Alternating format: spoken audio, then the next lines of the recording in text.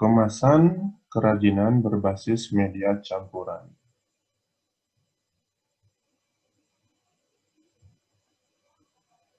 Kemasan adalah desain kreatif yang mengaitkan bentuk, struktur, material, warna, citra, tipografi, dan elemen-elemen desain dengan informasi produk agar produk dapat dipasarkan. Itulah yang disebut dengan kemasan. Kemasan digunakan untuk membungkus, melindungi, mengirim, mengeluarkan, menyimpan, mengidentifikasi, dan membedakan sebuah produk di pasar. Adapun kemasan yang dirancang dengan baik dapat membangun ekuitas merek dan mendorong penjualan.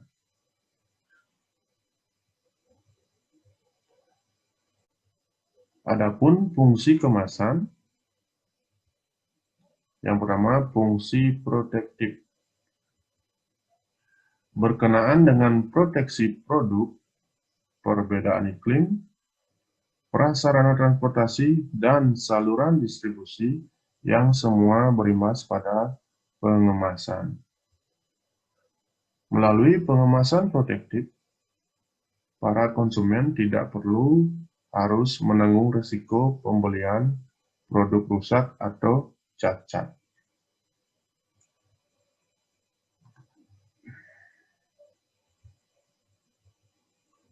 Yang kedua, fungsi promosional. Peran kemasan pada umumnya dibatasi pada perlindungan produk. Namun, kemasan juga digunakan sebagai sarana promosi. Menyangkut promosi, perusahaan mempertimbangkan preferensi konsumen menyangkut warna, ukuran, dan penampilan. Jenis-jenis kemasan ada 3. Yang pertama, berdasarkan struktur isi. Yang kedua, berdasarkan frekuensi pemakaiannya. Dan yang ketiga, berdasarkan tingkat kesiapan pakai. Mari kita bahas satu per satu. Yang pertama, berdasarkan struktur isi. A. Kemasan primer. Apa itu kemasan primer? Yaitu bahan kemas langsung mewadahi bahan pangan, seperti kaleng susu, botol minuman, dan lain-lain.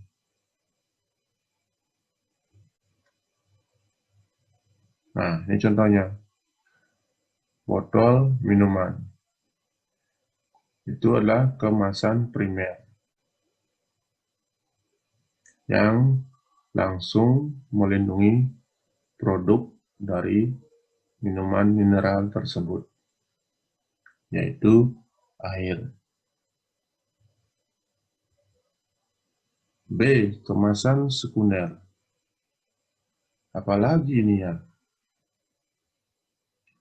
Yaitu kemasan yang fungsi utamanya melindungi kelompok kemasan lainnya, seperti kotak karton untuk wadah kaleng susu, kotak kayu untuk wadah buah-buahan yang dibungkus, dan sebagainya. Nah, seperti gambar, itu adalah kotak karton yang menjadi wadah dari botol-botol air mineral. Nah, inilah yang disebut dengan kemasan sekunder, yaitu pelindung kedua dari produk air mineral.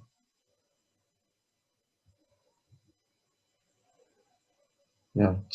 Kemasan tersier dan kuarter. Yaitu kemasan yang diperlukan untuk menyimpan, pengiriman, atau identifikasi. Kemasan tersier umumnya digunakan sebagai pelindung selama pengangkutan. Ya, seperti contoh, Itu adalah kotak kayu yang melindungi produk dalam pengiriman.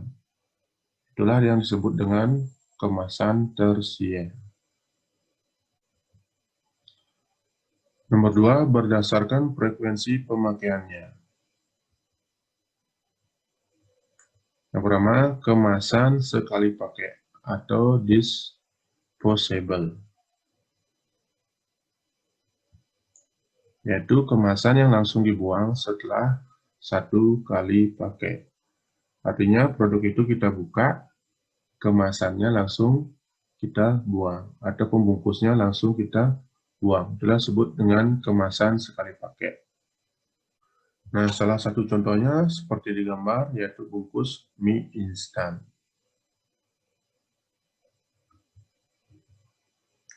Selanjutnya, kemasan yang dapat dipakai berulang kali atau multi-trip.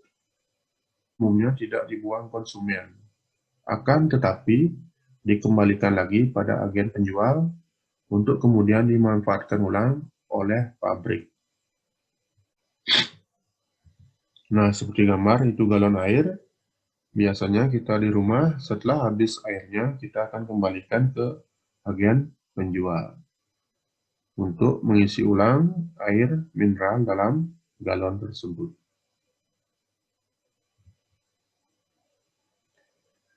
Yang ketiga, berdasarkan tingkat kesiapan pakai. Yang pertama, kemasan siap pakai, yaitu kemasan yang siap untuk diisi dengan bentuk yang telah sempurna sejak keluar dari pabrik.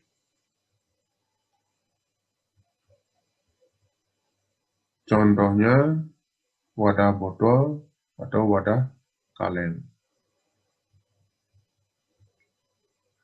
Yang B, kemasan siap dirakit, yaitu kemasan yang masih memerlukan tahap perakitan sebelum pengisian. Contohnya adalah yang biasa kita lihat adalah wadah yang terbuat dari kertas, foil atau plastik. Nah, seperti gambar. Itu adalah kemasan yang siap dirakit. Awalnya kertas saja, setelah itu dirakit menjadi sebuah kemasan berbentuk kotak. Apa manfaat pengemasan? Yang pertama, pengemasan terhadap suatu produk kerajinan dapat menjaga kebersihan produk, membuat produk lebih menarik, dan dapat terhindar dari kerusakan yang disebabkan oleh cuaca dan suhu. Yang nomor 2, kemasan dapat digunakan sebagai pembeda dari produk perusahaan lainnya. Nomor 3, pengemasan dengan menarik pada suatu produk dapat menarik perhatian konsumen yang melihat. Artinya ini adalah sebagai promosi. Yang nomor 4, pengemasan juga dapat menambah nilai jual produk. Jenis-jenis bahan pengemasan. Yang pertama, kemasan dari kertas. Kemasan kertas merupakan bahan yang mempunyai kelenturan atau fleksibel yang pertama sebelum ditemukannya plastik dan aluminium foil. Kemasan kertas masih banyak diminati oleh pengusaha untuk dijadikan sebagai bahan pengemasan. Kertas dipilih karena mempunyai nilai ekonomis yang cenderung lebih rendah dari plastik dan aluminium foil. Namun, kemasan kertas mempunyai kelemahan seperti sensitif terhadap air dan mudah dipengaruhi oleh kelembaban udara di lingkungan sekitar. Nomor 2, kemasan dari kayu. Dalam pengemasan suatu produk kerajinan, kayu merupakan bahan pengemasan produk yang paling lama digunakan oleh perajin. Kayu seringkali digunakan sebagai alat pengemas produk padat, seperti barang antik, keramik, dan lain-lainnya. Konsep desain kemasan kayu bergantung pada sifat dan berat, konstruksi kemasan, dimensi kemasan, metode, dan kekuatan pada produk yang akan dikemas. Kemasan kayu dalam bidang kerajinan biasanya digunakan sebagai kemasan tersier atau kemasan paling luar untuk melindungi kemasan yang ada di dalamnya. Nomor 3, kemasan dari plastik. Kemasan plastik merupakan kemasan yang sering kita jumpai di pasaran. Kemasan ini sering digunakan karena memiliki tingkat elastisitas yang tinggi dan mudah dibawa. Namun, dalam pemilihan bahan plastik harus ketat agar tidak mempengaruhi bentuk, rasa, dan kegunaan pada produk yang dikemas. Dapat beberapa bahan plastik yang digunakan dalam kemasan plastik, yaitu polistiren, polivinil klorida, dan akrilik.